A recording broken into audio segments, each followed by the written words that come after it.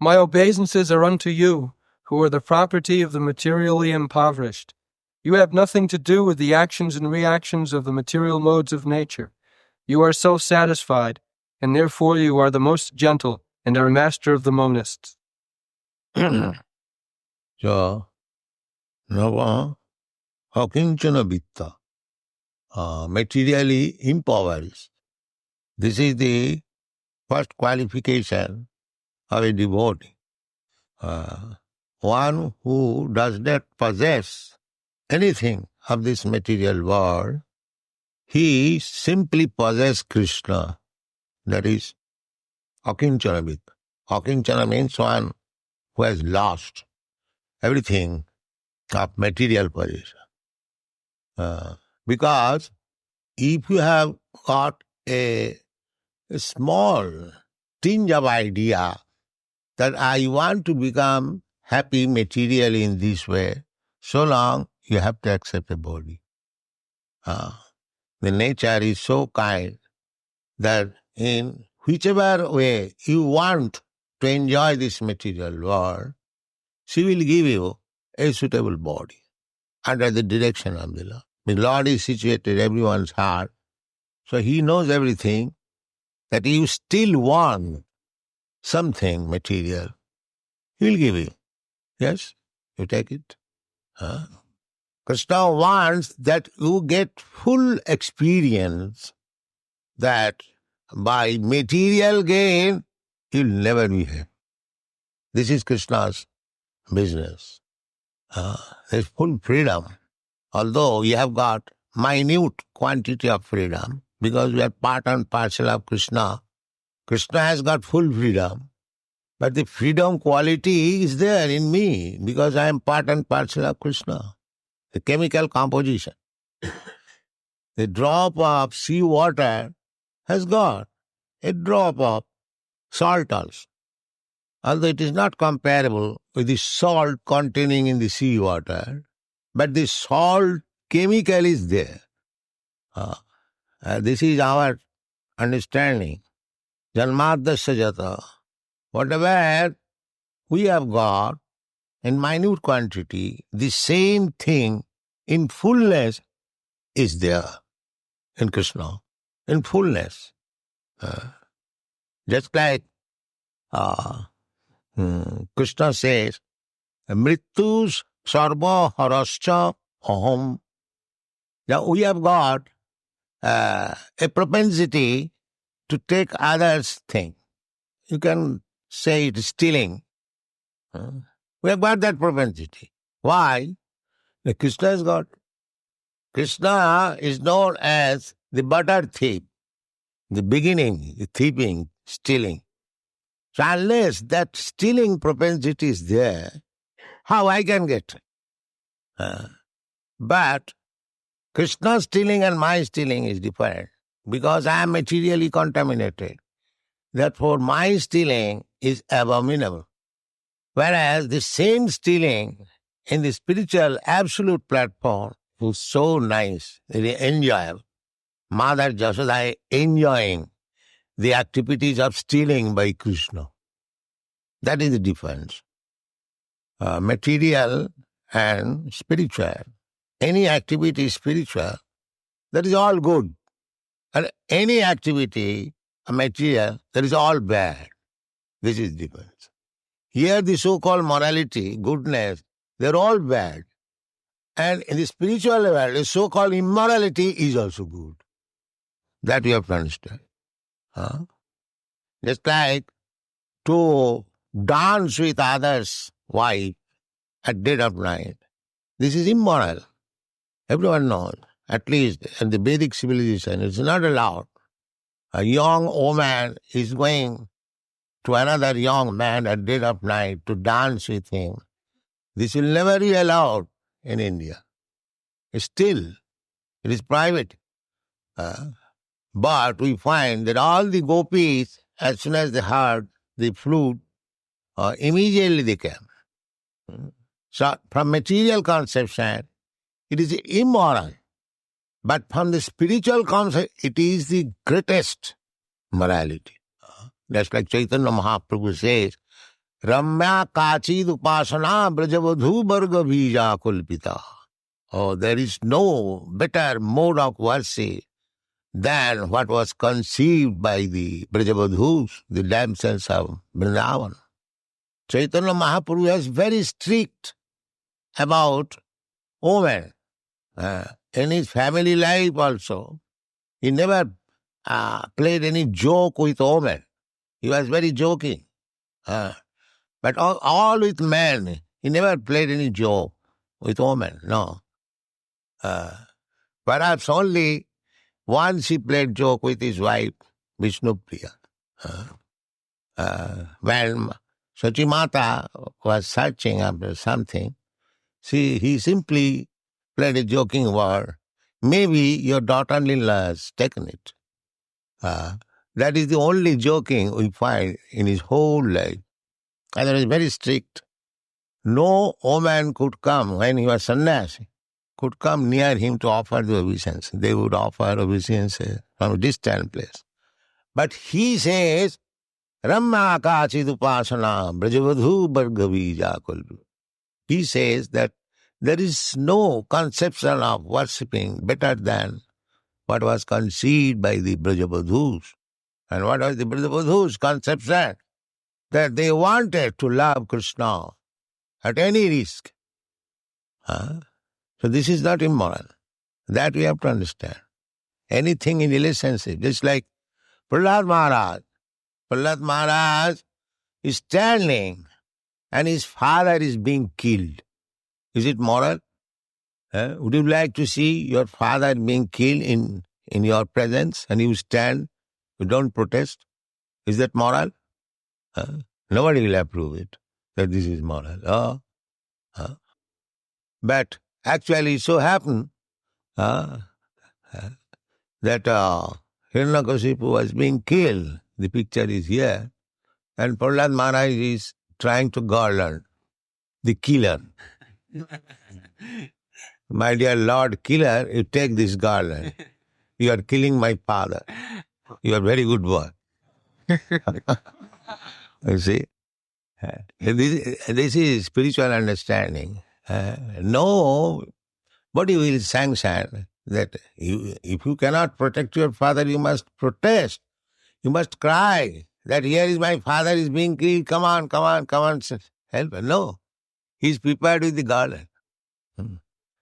And when he was killed, he said to Nrsingadev, my dear Lord, now my father is killed, so everyone is happy. You now wind up your angry mood. Nobody is unhappy. He said this very word. Mode to sadhurapi vishchikasarpa hatya. Mode to sadhurapi.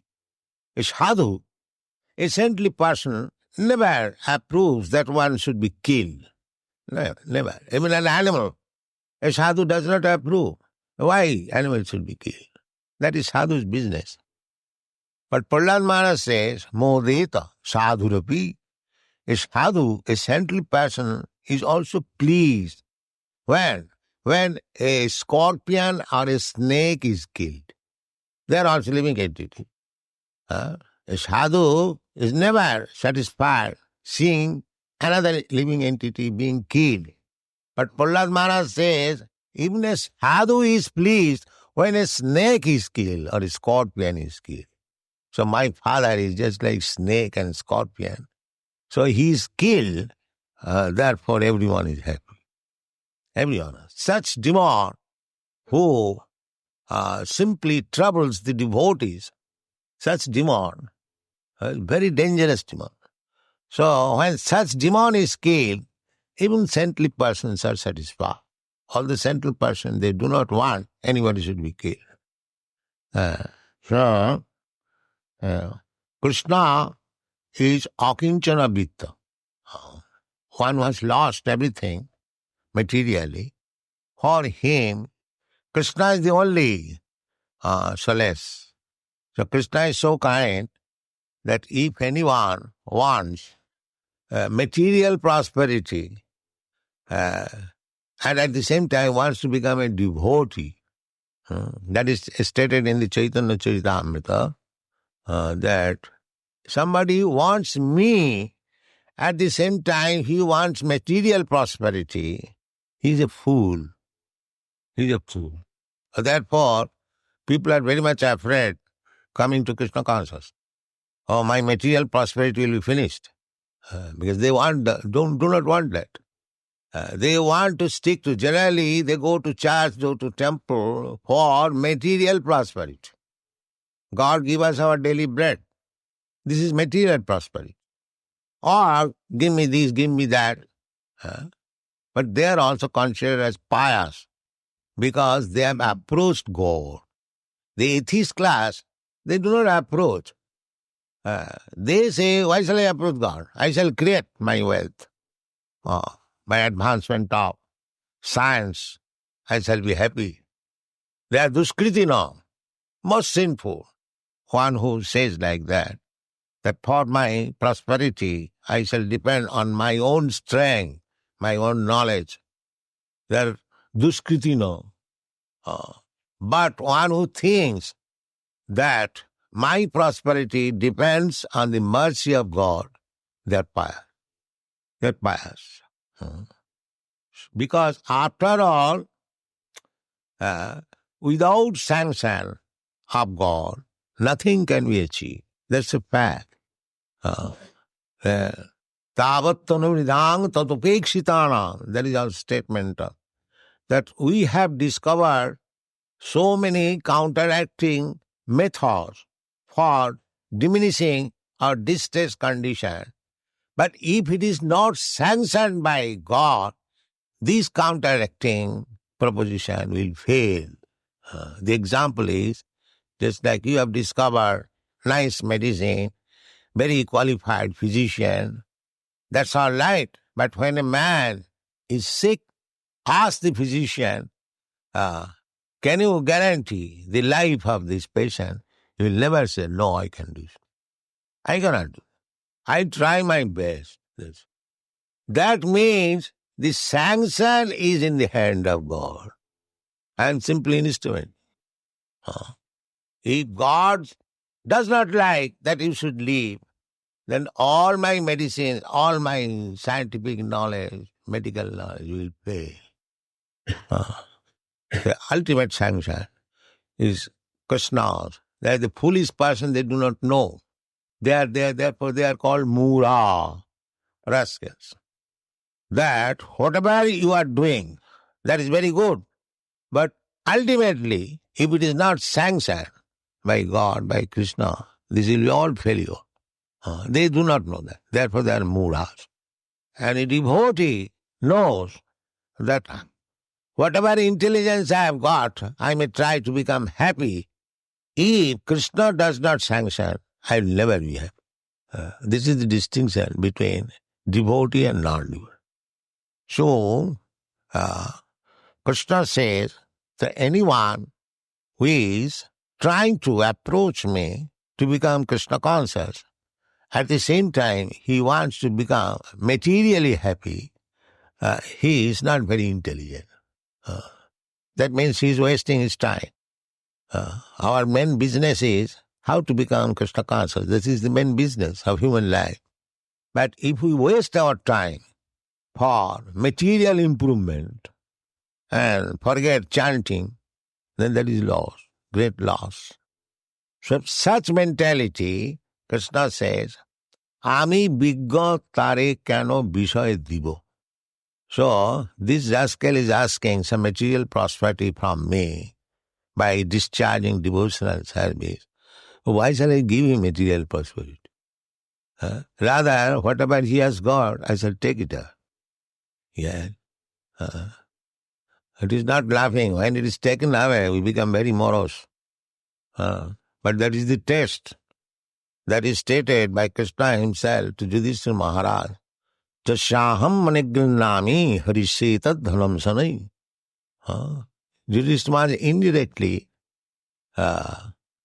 inquired from Krishna that we are completely dependent on you and still we are suffering materially so much. that our kingdom is taken away, our wife is insulted, you are attempted to be burned in a house. So Krishna said, yes, that is my first business. Jasaham anugrinami harise tadhanam sunai. If I especially favor anybody, then I take away all his sources of income. Very dangerous. Yes. I have got my practical experience in this connection. Yeah. That is Krishna's special favor. I do not wish to narrate, but it is a fact. It is a fact. My Guru Maharaj ordered me when I was 25 years old that you go and preach. But I thought, first of all, I shall become a rich man and I shall use that money for preaching work. So, that's a long history. I got good opportunity for becoming very rich man in business. And some astrologer told me that you should have become like Birla. So there was some chances, very good chances. I was manager in a big chemical factory. I started my own factory. The business was very successful. But everything was dismantled. I was forced to come to this position to carry out my order of my Guru Maharaj. Akinchana Vittaya. When everything was finished, then I took Krishna, that you are the only. Therefore, Krishna is Akinchana Vittaya. When one becomes finished of all his material opulences, then now I am realizing that I am not lost, I have gained. I have gained. That's a fact. So, to lose material opulences for Krishna's sake is not loss. It is the greatest gain. Therefore it is said, Akinchana Vitta. When one becomes Akinchana, nothing to possess, everything finished, then Krishna becomes the only riches for such person because he is devotee. Just like Narottam Das Thakur says, Ha Prabhu Nanda Suta, Vrishabhanu Suta Juta, Koruna Karaha Eiba. Narottama Daso kahe na ঠেলিও রাঙা পায় তুমি বিনা কে আছে আমা. This position. Krishna, accept yourself. I have nothing to claim. I have nothing, no position. So don't neglect me because you are my only position. This position is very nice. When we do not depend on anything material, simply depend on Krishna. That is first class position of Krishna consciousness. Therefore, Krishna is addressed, Akinchana Vittaya. When one becomes impoverished materially, you are the only wealth. Akinchana Vittaya. Now Akinchana Vittaya. Nirvitta Guna Vittaya. The result is that when one takes you as the only possession, immediately he becomes free from the activities of this material nature. That means immediately he is posted on the transcendental position of the Absolute. Akinchana Vittaya Nirvitta Gunavittaya Atma Ramaya. At that time, he becomes happy with you. As you are, Krishna, you are happy with yourself. Because Krishna has no difference between body and self. He is simply self, spirit, soul. So, we have got now this body and self. I am self, but I possess this body. Then when actually we become dependent on Krishna, as Krishna is self-satisfied, similarly, we can be also self-satisfied with Krishna. Kaivalla Patayi Namaha. The Mahavadi philosophers, they, monists, they want to become one with the Supreme. as Supreme is self-satisfied, they also want to be self-satisfied by becoming one with the Supreme. Our philosophy is also the same, Kaivalla, but we depend on Krishna. We do not become one with Krishna. That is one. If we simply agree to abide by the order of Krishna, there is no disagreement. There is oneness. These Mayavadi philosophers, they think that why shall I keep my individual separate existence? I shall become merged. That is not possible. Because we are created or not created from the very beginning. We are separated part and parcel. We are separated parts and parcel. Therefore Krishna says in the Bhagavad Gita, my dear Arjuna, you, me, and all these persons who have assembled in this battlefield, we were in the past individuals, we are at present individuals, and in the future we shall continue to remain as individuals. We are all individuals. Nitya Nityanam Chetana Chetanana. He is the supreme Nitya, supreme living force amongst many innumerable living forces. We are Jiva, innumerable. Ananta, there is no counting how many we are. So Anantaya Kalpate. So these Ananta, innumerable living entities, and Krishna is also a living entity, but he is the chief. That is the difference. Nitya Nitya, just like there is a leader. Leader is one, and followers, there are many. Similarly, Krishna is the supreme living entity, and we are subordinate, dependent living entity. That is the difference. Dependent, we can understand. If Krishna does not supply us food, we starve. That's a fact. We cannot produce anything. Eka jo bahunam vidudhati kama. So Krishna is maintaining, and we are being maintained. Therefore, Krishna shall be the predominator, and we shall be predominated. That is our natural constitutional position. Therefore, if we want to become predominator falsely in this material world, that is illusion. That we must give up. That we must give up. We shall always try to become predominated by Krishna. That is successful life. Thank you very much.